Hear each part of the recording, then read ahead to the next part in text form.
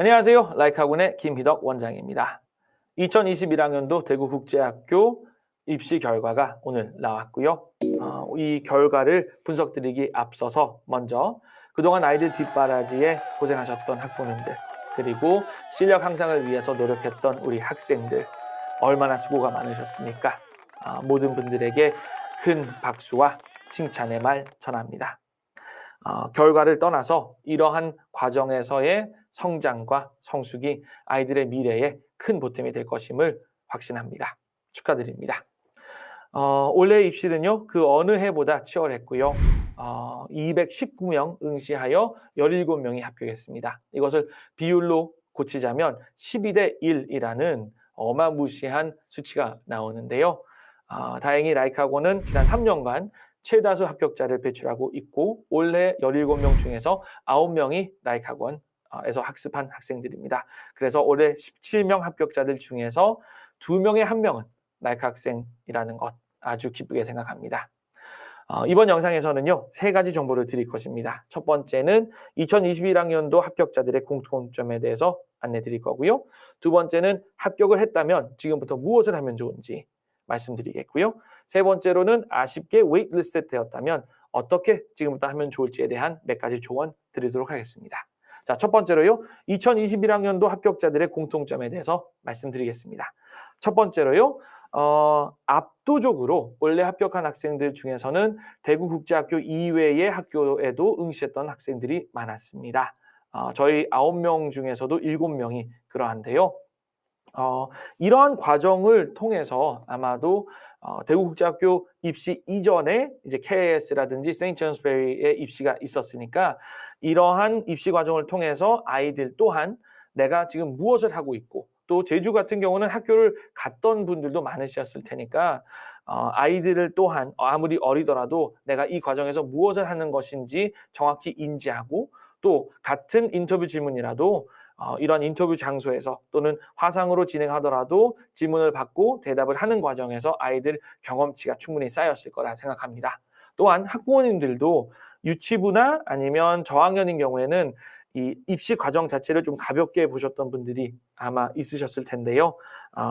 사전에 이러한 입시 과정을 거쳐 오셨던 분들께서는 아이들이 이렇게 어려운 경쟁을 하는 거구나라는 것을 아시고 이 입시 원서나 또 아이들 생기부 관리에도 좀 더 신경을 쓰셨지 않나 싶습니다. 그래서 아이들이 이러한 사전 경험을 가졌던 것이 도움이 되었던 것 같고요. 특히나 대구국제학교 이 저학년 또는 킨더 입시에서는 아이들이 아직 어리기 때문에 면접관의 성별에 따라서 화상 인터뷰를 진행할 때 긴장을 했던 경우들도 지난해에는 특히나 또 있었는데요.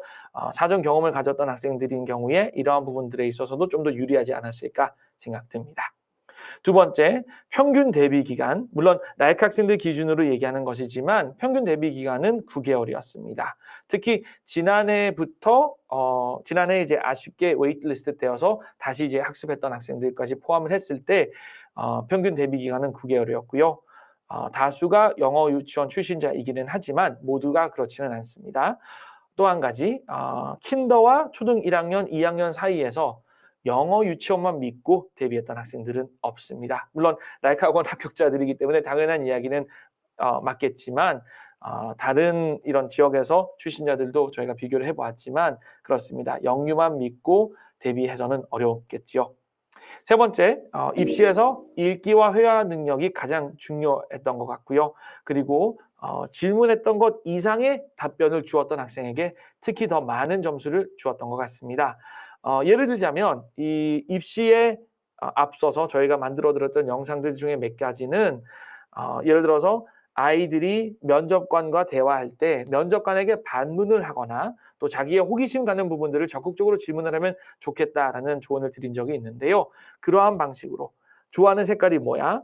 또 가족 소개를 해봐 라고 했을 때 면접관님이 좋아하는 색깔은 무엇인가요?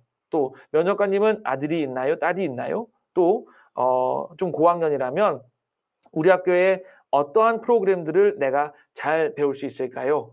또 나와 유사한 그런 출신의 학생들이 있는지요? 이러한 질문을 하거나 또 자신이 받았던 질문에 자신의 학년 수준 이상의 답변을 했던 아이들에게 특히 더 좋은 점수를 주었던 것 같습니다. 그래서 회화 분량이 컸던 학생들, 그리고 또 읽기를 하더라도 제법 좀 깊이 있는 통찰력을 보여주었던 학생들에게 좋은 점수를 주었던 것 같습니다.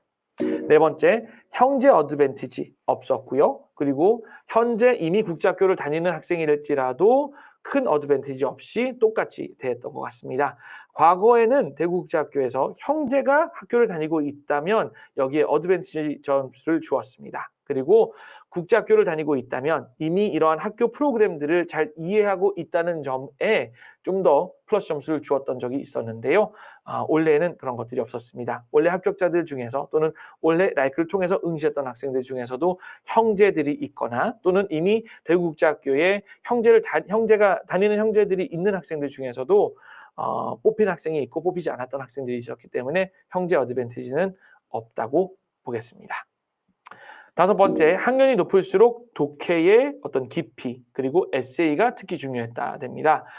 여기서 독해는 또 한 가지 기억을 해야 될 게 사지선다로 어떤 문제를 클릭해서 점수를 받는 게 아니라 모든 게 다 구두였습니다. 그렇기 때문에 읽은 내용에 대해서 조리 있게 요약할 수 있는 말솜씨가 필요했고요. 그리고 또 에세이 같은 경우는 학년이 높을수록 더 깊이 있는 게 성숙도가 있는 게 보이는 게 중요했던 것 같습니다. 물론 학교에서는 그냥 손으로 적어도 되고 또 워드로 작성해도 되고 손으로 적을 경우에 사진 찍어서 내면 된다라고 가볍게 얘기했지만 그 글쓰기 안에서 아이의 어휘력, 문법 능력 또 구성력 이런 부분들에 대해서 학년이 높을수록 더 중요한 점수를 더 큰 점수를 주었던 것 같습니다.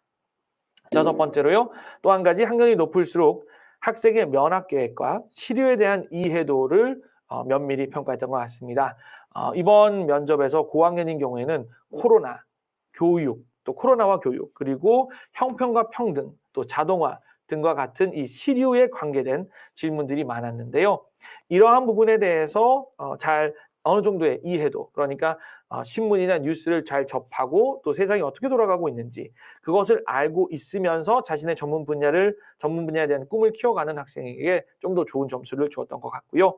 중학교 2학년 이상이라면 대구국제학교에 들어와서 어떻게 공부할 것인지에 대한 답변에 좀 충실했던 좋은 답변을 주었던 현실감 있는 답변을 주었던 학생에게 좋은 점수를 주었던 것 같습니다.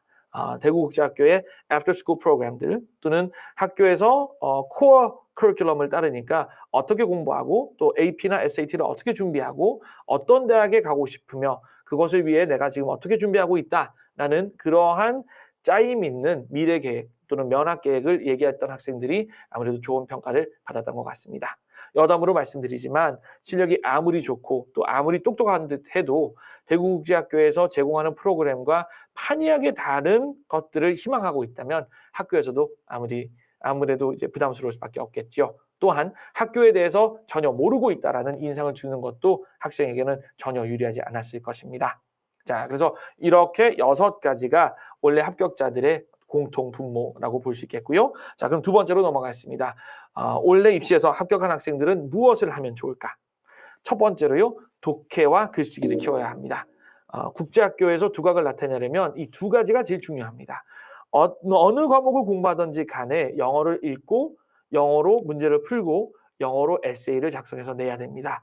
화학, 생물이라도 그렇게 해야 되겠고요. 수학도 짧은 글들을 써내는 경우가 많을 거고 또 서술형 문제들이 또 있을 테니까 그러한 부분에 대한 대비가 필요하겠습니다. 그래서 독해력, 글쓰기 능력 길러두는 게 상당히 중요한 일이 되겠고요. 앞으로 에세이 수업 꼭 들어서 글쓰기 능력 준비하는 게 좋겠고요. 학교에서 읽을 책들, 8학년 권장도서, 9학년 권장도서, 11학년 권장도서들을 미리 읽어가면서 공부하는 게 좋겠습니다. 한 가지 조언을 드리자면 현재의 이 대구국제학교 학교 수준에 맞추어서 공부하기보다는 앞으로 내가 공부해서 두각을 나타낼 수 있는 수준까지 1, 2등 할 수 있는 수준까지 높이 공부를 해두는 게 좋겠습니다. 초등학생이고 입학에 성공한 초등학생이라면 미국 교과서와 맵 테스트를 공부하는 게 좋습니다. 코로나 때문에 지난해부터 학교에서 맵 테스트를 입시 입시 정책으로 쓰고 있진 않지만 그래도 학교에 입학할 경우에 맵 테스트는 치르게 되지요.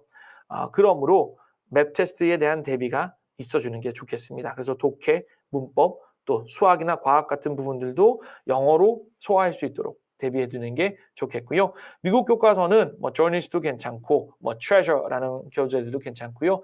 어떠한 형태이든 미국 교과서로 최소한 한두 과목 정도를 공부하기 시작해 두는 게 좋겠습니다.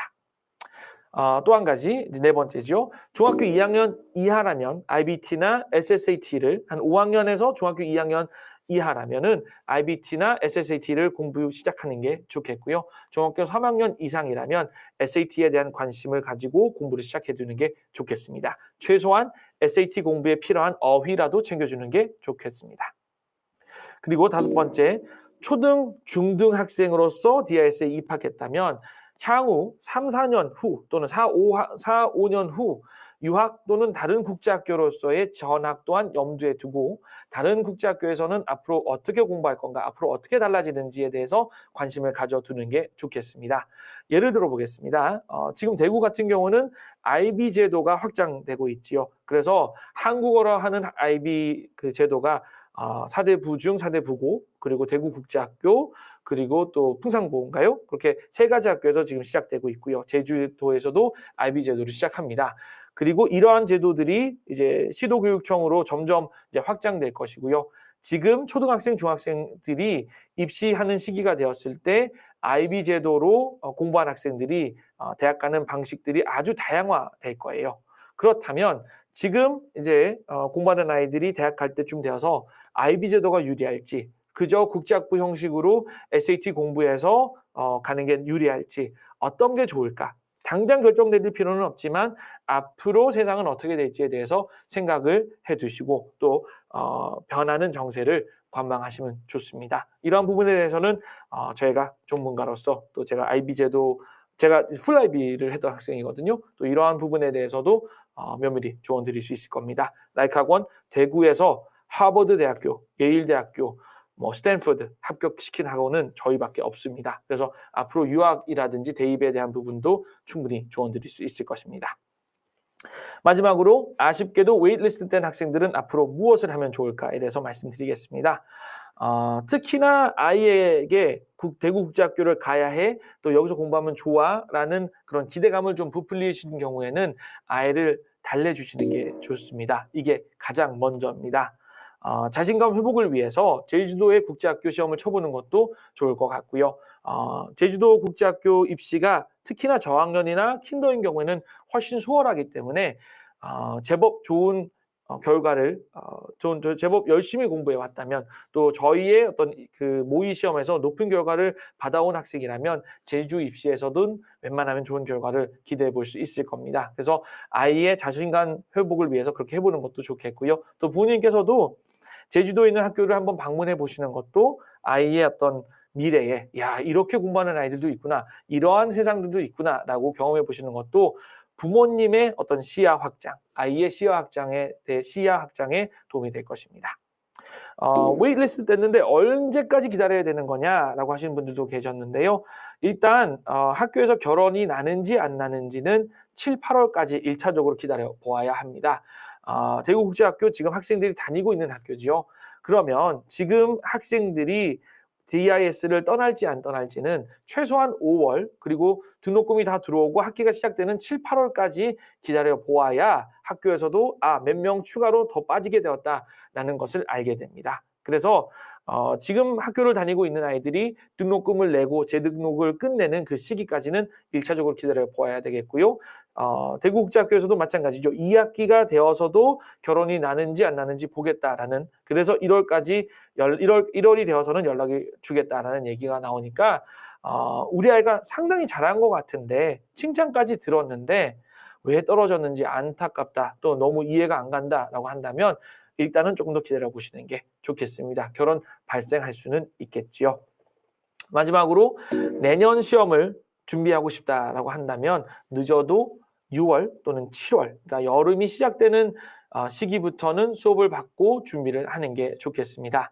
특히나 만약 코로나가 내년에는 해결되어서 학교에 가서 맵 테스트를 치면서 시험을 입시를 해야 된다면 맵 테스트로 하는 입시는 원래 했던 것보다 더 어렵습니다. 저희가 코로나 이전에도 대구국제학교 입시를 준비했던 학원이기 때문에 그 결과 잘 알고 있고요. 또 대구에서 유일하게 맵 테스트를 올바르게 가르치고 기출문제를 보유하고 있는 곳이 여기입니다. 그래서 특히 초등 고학년이거나 중학년인 경우에는 운율이라든지 또 두음 법칙이라든지 시를 공부한다든지 이러한 부분까지 챙겨야 하는 게 대구국제학교 입시이기 때문에 맵 테스트를 통한 입시이기 때문에 그러한 부분에 대해서 사전 학습이 반드시 필요합니다. 그래서 내년 입시를 좀 준비를 해봐야겠다라고 한다면 늦어도 여름 초부터는 학습량을 좀 더 늘려두는 게 좋겠습니다.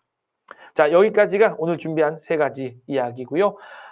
아이들 결과에 대해서 조금 궁금한 점이 있다, 조금 아쉬운 점이 있다, 또 앞으로 어떻게 하면 좋을까, 합격했는데 어떤 공부를 하면 좋을까, 또 아쉽게 떨어졌는데 또는 아쉽게 웨이트리스트 되었는데 어떻게 하면 좋을까에 대한 세부적인 상담 원하시면 학원 카카오로 언제든지 연락 주시기 바랍니다. 수고했던 아이들, 노력했던 아이들에게 칭찬이 무엇보다 먼저고요. 아이들 앞으로 라이크를 또 통해서 다시 학습할 수 있다면, 다시 공부할 수 있다면 아이들에게 긍정적인 힘이 되는 곳이 되도록 정성을 다하겠습니다. 감사합니다.